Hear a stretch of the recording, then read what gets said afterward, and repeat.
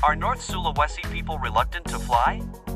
Looking at the social side, the employment conditions of North Sulawesi during the reporting period continued to show improvement amid an increase in the workforce.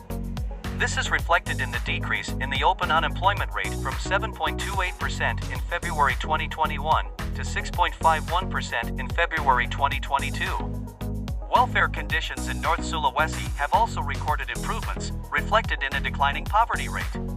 The number of poor people in North Sulawesi province in March 2022 was 185.14 thousand people, or 7.28% of the total population, a decrease of 11.2 thousand people compared to the previous year. Meanwhile, another recent welfare indicator, the North Sulawesi Human Development Index in 2021, has also increased.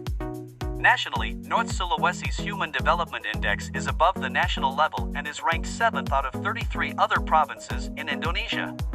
The economy of North Sulawesi in 2022, based on gross regional domestic product, will grow positively by 5.93% year-on-year. Although it was lower than the previous year's growth of 8.49%, North Sulawesi's economic performance was higher than the national economy, which grew 5.44% year-on-year. North Sulawesi inflation, as reflected in the annual Consumer Price Index for Manado City and Kota Mabagu City in the second quarter of 2022, recorded an increase compared to the previous period. Manado City's annual inflation in the quarter under review was 3.49% year-on-year, higher than the previous quarter, which was recorded at 1.59% year-on-year. Inflationary pressure in Manado was mainly caused by rising prices for several main commodities such as shallots, bird's eye chilies, and tomatoes, burrito, due to a supply shock and an increase in air freight rates. The biggest contributor to inflation year-on-year in October 2022 was domestic air transportation at 1.4245%. Meanwhile, the month-on-month figure for September to August 2022 was minus 5.75%, which has declined sharply since June 2022. Air transportation is the biggest contributor to year-on-year inflation in October 2022 due to an increase in air freight rates. The turmoil in world crude oil prices has been used as an excuse by transport operators, land, sea and air, to increase tariffs. The high oil price caused operational expenses to increase.